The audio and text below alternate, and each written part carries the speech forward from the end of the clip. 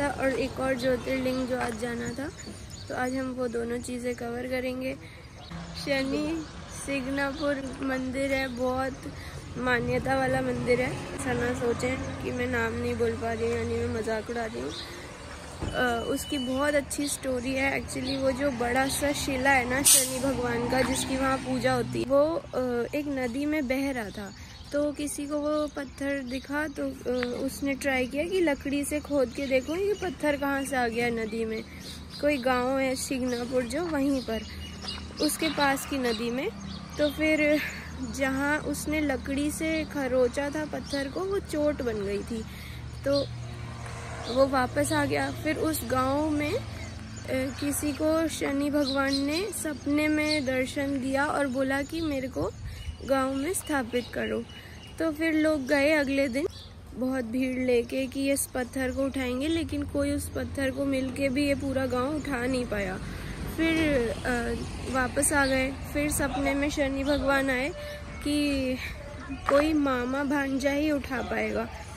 तो फिर कोई मामा भांजा गए तो उनने लेके आए और वहाँ पे शनि भगवान का मंदिर बना है, जिसकी बहुत मान्यता। हम लोग रास्ते में हैं और यहाँ पे बहुत गन्ने की खेती है और गन्ने इतने हेल्दी हैं। बहुत प्यारा खेत दिख रहा है पूरे रास्ते में। थोड़ी देर में हम पहुँच जाएंगे। हम लोग पहुँच गए हैं शनि मंदिर। ये है शनि देव स्थान, शनि सिंगनापुर। ये जो शनि सिंगनापुर है, यहाँ पे हमने जहाँ पार्किंग की है ना, वहाँ पे बोल रहे थे सामान खरीद लो। वैसे तो ये सब जगह पर मिल रहा है, ऑयल और काला कपड़ा जो शनि भगवान को चढ़ता है। बट यहाँ पे मैंने जितना पता किया था कि एक कोई त्रिशूल होता है, मतलब शनि भगवान की शिला पे डायरेक्ट नहीं चढ़ाने देते हैं तेल सबको। ये एक हिडन मंदिर काइंड ऑफ है, बहुत फेमस नहीं है, बट यहाँ बहुत दूर दूर से लोग आते हैं शनि पूजा करवाने के लिए। ज़्यादा लोग अभी इसे जानते नहीं है। यहाँ पे बस चप्पल नहीं पहन के जाना है, बैग अपना और फोन ले जाने देते हैं। अब इतना बन पाया है, रेनोवेशन हुआ है इसमें। अभी भी काम कई जगह पर चल ही रहा था। वाटर की फैसिलिटी अंदर अच्छी नहीं थी, मतलब मैं गई थी तो सब बन रहा था, इसलिए स्टार्ट नहीं हुआ है कुछ भी। और जो भी ये सेटअप दिख रहा है ये सब रिसेंट का ही बना हुआ है। पहले सिर्फ ओपन में भगवान जी की शिला रखी हुई थी शनि भगवान जी की, जो अंदर जाके अभी दिखाई देगी, जहाँ पे हमने तेल चढ़ाया। एक्चुअली यहाँ पर से ही आप तेल खरीद सकते हैं। अलग अलग लीटर और क्वांटिटी में तेल मिल रहा है। अपने श्रद्धा के अकॉर्डिंग आप तेल लीजिए और चढ़ा सकते हैं जाके। बट उसके लिए केवल कोई पुरुष ही जाते हैं चढ़ाने के लिए। और उसके अलावा अगर आप चाहते हैं कि आप अपना तेल लाए हैं वो चढ़ाना है, तो वहाँ एक टेबल पे एरिया बना हुआ है जहाँ आप तेल चढ़ा दीजिए। फिर वही तेल कलेक्ट होके भगवान जी के ऊपर एक कलश रखा हुआ है जिसमें तेल डाला जाता है। वही तेल आपका वाला जो चढ़ाया हुआ होगा, वही तेल शनि भगवान को चढ़ता है। ये नहीं सोचना है कि हमने अलग से चढ़ा दिया तो वो नहीं चढ़ेगा, बट डायरेक्टली अगर आपको भगवान जी पर ही चढ़ाना है तो वो आप यहीं से तेल लेके चढ़ा सकते हैं। ये यूट्यूबर से हम मिले मैं कोई भैया जो हमें देख के आए थे बहुत फ्रेंडली नेचर के थे, तो मैं मम्मा पापा भैया हम लोग पूरे रास्ते एंजॉय करते हुए अब पहुंच चुके हैं शनि सिंगनापुर मंदिर पे। सामने जो शिला दिख रही है ये शनिदेव की है। यहाँ पे डोनेशन होता है गाय के लिए, एजुकेशन के लिए, और भी अलग अलग डोनेशंस जो आप देना चाहें वो दे सकते हैं। और सामने रेट लिखा हुआ है कितने तक का ऑयल है और कितनी क्वांटिटी मिलेगी उसके बदले। तेल लेके अब हम जा रहे हैं शिला पे। और ये जो बड़ा सा कलश है यहाँ का दान पात्र है। अब हम लोग जा रहे हैं तेल भगवान जी के ऊपर अर्पण करने के लिए। तो हम सबकी तरफ से पापा जाएंगे और यहाँ पे अलग अलग बास्केट हैं, अलग चीज़ें डिवाइड करके रखते हैं, चढ़ाने वाला, नारियल और टोकरी।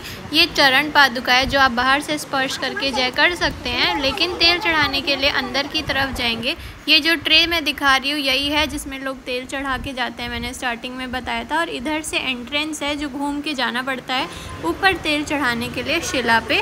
पापा क्योंकि जा ही रहे थे तेल चढ़ाने, तो भैया ने और एक और अंकल ने अपनी बोतल भी दे दी कि आप हमारी तरफ से भी ऊपर चढ़ा दीजिएगा। ऐसा एक पास बनता है, एक इंसान का पास बनता है जो जाके ऊपर चढ़ा सकता है। तो पापा का पास बना था, वेरीफाई होने के बाद ये वापस मिल जाता है। पापा गए तेल चढ़ाने के लिए भगवान जी के ऊपर। ये सारा तेल कलेक्ट होके यूटिलाइज होता है, भगवान जी का चढ़ाया हुआ तेल वेस्ट नहीं होता है। बहुत सारे लोग पंडित पुरोहित बताते रहते हैं आपको शनि का दोष है, ये है वो है। आपको कुछ नहीं करना है, आइए आप श्रद्धा से भगवान जी की पूजा करिए। भगवान जी ने यहाँ पे स्वयं दर्शन देके विराजमान होने का कृपा की है और खुद दर्शन दिए थे कि मुझे स्थापित करो। तो ये बहुत मान्यता वाला मंदिर है और यहाँ पे कभी छत नहीं बनी, ये ओपन में मंदिर बना हुआ है। भगवान जी का केवल स्थापित किया गया है, कोई छत नहीं, कोई एक्स्ट्रा मंदिर नहीं। और जस्ट शिला जहाँ स्थापित है उसके सामने छोटे छोटे मंदिर अब बन गए हैं, पहले ये नहीं थे। आगे चलने पे आपको दिखाई देगा भगवान शनिदेव का यहाँ पे रथ बना हुआ है जो एक कांच के अंदर रखा हुआ है। ये ज़्यादा मेंटेन तो नहीं है और यहाँ शनि भगवान के सारे मंत्र लिखे हुए हैं। मंत्र पूजा करके आगे बढ़िए, आगे प्रसाद मिलेगा जो बहुत टेस्टी प्रसाद था, बर्फ़ी का प्रसाद मिल रहा था कूपन लेके। आगे जाने पे नवग्रह देवता के मंदिर बने हैं, बहुत ही सुंदर मंदिर है। साइड में लेक भी, अभी तो उस लेक में पानी नहीं था लेकिन जब पानी होता है बहुत सुंदर लगता है। ये भैया यहाँ आ चुके हैं तो उन्होंने बताया हर टाइम पानी नहीं रहता है। अब हम आ चुके हैं नवग्रह देवता की तरफ। यहाँ पे 9 के 9 ग्रहों का मंदिर बना हुआ है, राहु केतु सभी मंदिर बने हुए हैं और इनके साइड में लेक है। सबके छोटे छोटे मंदिर हैं बट बहुत ही प्यारे, बहुत सुंदर और बहुत भव्य मंदिर है। बीच में सबसे बड़ी शिला जो है वो शनिदेव की है। अलग अलग मंदिर में अलग अलग भगवान की स्थापना की गई है। यहाँ की लोग परिक्रमा करते हैं, सारे ग्रहों को आशीर्वाद लेते हैं ताकि ग्रह शांति के लिए यूजुअली लोग परेशान रहते हैं। तो यहाँ आप ज़रूर आएँ, यहाँ का दर्शन करें, प्रसाद लें, बहुत अच्छा यहाँ का प्रसाद मिला हमें। मैं बताना चाहूँगी यहाँ की रहस्यमयी कहानी। इसका मतलब ये है कि ये महाराष्ट्र का इतना स्पेशल प्लेस है। यहाँ पे दुनिया का सबसे बड़ा एक ताला है जिसको बोलते हैं शनि शिंगणापुर। यहाँ पे लोगों की ऐसी मान्यता है कि शनिदेव स्वयं ही उन लोगों की रक्षा कर रहे हैं, पूरे गाँव की रक्षा कर रहे हैं। और मैंने ऐसा भी पढ़ा है कि यहाँ पे पूरे गांव में ना तो दरवाजे हैं और ना लोग ताला लगाते हैं। ये इतनी हैरान करने वाली बात मुझे पता चली कि मतलब ऐसे कैसे कोई गेट भी नहीं है और कोई ताला नहीं लगाता। इतनी इस विश्वास को देख के मन ऐसा इम्प्रेस्ड हो गया, एकदम गूज़बम्स आ गए थे मुझे जब मैंने ये बात सुनी। मेरे को प्रैक्टिकली नहीं पता क्योंकि मैंने जाके नहीं देखा है, बट मैंने ये बात सुनी है। मंदिर में भी बिल्कुल अलग सा है, यहाँ पे कोई गर्भगृह नहीं है, कोई छत नहीं है, खुले आसमान के नीचे सिर्फ एक शिला स्थापित है। नवग्रहों की दर्शन करके यहाँ पे आप बैठ सकते हैं, बहुत अच्छा। इधर लेक का भी व्यू है जो कि आधी सूख गई है, आधी मैंने एक तरफ से दिखाई थी, बहुत अच्छा है। और पहले जो शनि भगवान थे, शनिदेव अभी भी ओपन में ही है क्योंकि वो शुरू से ओपन एरिया में रखे हुए थे। बट यहाँ पे आराम से दर्शन भी करो, आराम से आगे जाओ, सब कुछ बहुत अच्छे से किया हुआ है। शनि के नवग्रह मंदिर लिखा भी हुआ है यहाँ पे। सबके दर्शन हम लोगों ने कर लिए हैं। इधर पार्क भी बहुत सुंदर बना हुआ है, लोग यहाँ पे काफी। अब हम अपनी जर्नी में आगे बढ़ रहे हैं क्योंकि हमें ज्योतिर्लिंग के दर्शन करने जाने हैं। और रास्ते में मुझे दिखा कोल्हू का बैल और झूले गांव का सेटअप था क्योंकि यहाँ पे गन्ने का जूस निकालता है ये बैल, चल के दिखाता है पूरा। वहाँ पे आप गाँव वाले स्टाइल में बैठे मज़े लो। फिर रास्ते में हम एक और जगह रुके, बहुत ब्यूटीफुल सा था। ये बहुत बेसिक सा ढाबा था एक्चुअली, बट इनने क्राफ्ट दिखा के इसको इतना क्रिएटिव बनाया और इसकी लोकेशन इतनी अच्छी थी। साइड में लेक जा रही है, हाई स्टैंडर्ड सेटअप कुछ नहीं था लेकिन फिर भी इतना मेंटेन किया हुआ था। पीछे का बैकग्राउंड कितना प्यारा आ रहा है। अब हमारे नेक्स्ट ज्योतिर्लिंग के लिए हम आने वाले हैं, ऑलमोस्ट हाफ एन आवर में हम पहुंच जाएंगे। कृष्णेश्वर ज्योतिर्लिंग जा रहे हैं अब हम लोग। एक ब्राह्मण था सुधर्मा नाम का जो देवगिरी पर्वत पे रहता था और उसकी वाइफ थी सुदेहा। अब सुदेहा को पुत्री जो भी संतान चाहिए थी जो कि नहीं हो रही थी, तो उनने अपनी छोटी बहन की शादी अपने पति से करा दी जिसका नाम था घृष्मा। अब घृष्मा और सुधर्मा का जब पुत्र हुआ तो जो उनकी फर्स्ट वाइफ थी सुदेहा, उन्हें बहुत जेलस फील हुआ, इसलिए उनने क्या किया, घृष्मा के पुत्र की हत्या कर दी। जो घृष्मा थी वो शिव जी की बहुत भक्त थी। अब जब उनके पुत्र की हत्या हो गई तो वो काफ़ी ज़्यादा बहुत दुखी हुई, इसलिए उनने शिव जी से ही प्रार्थना की और शिव जी की भक्ति कंटिन्यू रखी।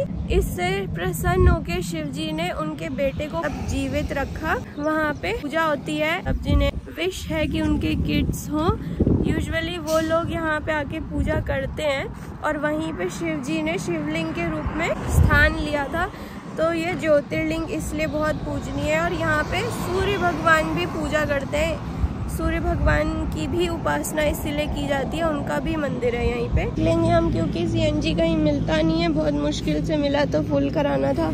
घृष्णेश्वर ज्योतिर्लिंग में आपका हार्दिक अभिनंदन है। देख के तो काफी पुराना लग रहा है। 100 का कमल है, 250 का पूरा तो चुनरी कमल है, दोनों चढ़ाते हैं माता के। केले का अभिषेक होता है इधर, शिव पार्वती का पूजा होता है इधर। इसलिए चुनरी देना है। फूल प्रसाद ले लिया है, चप्पलें उतार दी हैं बाहर ही। अब हम लोग अंदर की तरफ जा रहे हैं। यहाँ पे यूनिक चीज ये है कि केले के जो फूल होते हैं जिसमें केले उगते हैं उसका कमल चढ़ता है, अलग से कमल का फूल नहीं चढ़ता है यहाँ पे। नहीं तेज मेरे को दौड़ा है लगा कि नहीं? तो मेरे को लगा मेरी आँख में ही लगा देंगे। अरे आँख पे कौन टीका लगाता है अंकल?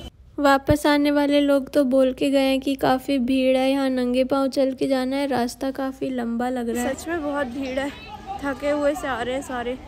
यहाँ के लोगों की लैंग्वेज ऐसी, ऐसे लगता है कुछ चिड़चिड़ाहट है उनके अंदर। फिर झूले वूले भी हैं अंदर जाने टाइम, शॉप्स भी हैं जैसे हरिद्वार में होती है। एक्चुअली यहाँ भीड़ के लिए अच्छा है अरेंजमेंट, ये पोल्स लगाए हैं ताकि रोटेट होके जाए अगर ज़्यादा भीड़ हो तो। बट अभी क्योंकि भीड़ नहीं है तो हम इसी में से क्रॉस कर ले रहे हैं। ज़्यादा मेंटेन नहीं है, काफ़ी पुराना है। ऐसे उचक के जाना पड़ रहा है। अब उनको कोई टेंशन नहीं, थोड़ा सा झुको निकल लो।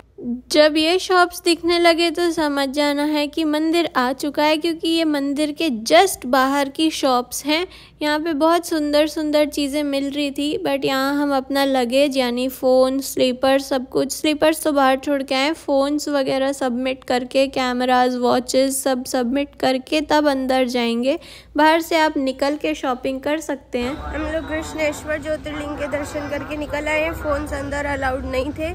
अंदर बहुत जगह पर बोर्ड्स भी लगे थे और सारे जो पुरुष होते हैं यानी मेन, उन्हें अपनी टी शर्ट निकाल के जाना होता है। उसका रीज़न ये है कि एक तो डायरेक्ट कनेक्शन होता है डाइटी से, पॉजिटिव एनर्जी होती है, एक कांटेक्ट बनता है और एक सिंप्लिसिटी को प्रेजेंट करता है कि आपने अपना सारा आभूषण दान करके भगवान की शरण ली। मंदिर 6th सेंचुरी में खुद बना था शिवलिंग यहाँ पे, उसके बाद दिल्ली सल्तनत ने इसे डिस्ट्रॉय कर दिया था। शिवाजी के दादाजी ने बनवाया था, उसके बाद टूटने के बाद फिर अहिल्याबाई ने बनाया था जो इंदौर की थी रानी। बहुत सारे शिव मंदिर उनने बनवाए हैं, सोमनाथ का भी उन्हीं ने बनवाया। ऑलमोस्ट सारे शिवलिंग का स्थापना अहिल्याबाई ने कराया था, क्योंकि वो भी शिव भक्त थी, महान रानी थी वो। उन लोग बाहर आ गए हैं, अब हम लोग वेट कर रहे हैं कैब का। ज़्यादा भीड़ नहीं थी, मतलब लगा है 41 आवर लगा होगा आई थिंक। अब निकलेंगे तो शाम तक घर।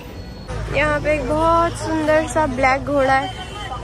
इधर कुछ एंशिएंट चीज़ें दिख रही हैं मुझे, काफ़ी पुराना और बहुत सुंदर है ये। ओवरऑल ये घोड़ा भी बहुत प्यारा है। ये प्यारी अम्मा। Let's end this vlog with Har Har Mahadev. Thank you for watching till the end and don't forget to like this video and do comment. Subscribe my channel. Bye.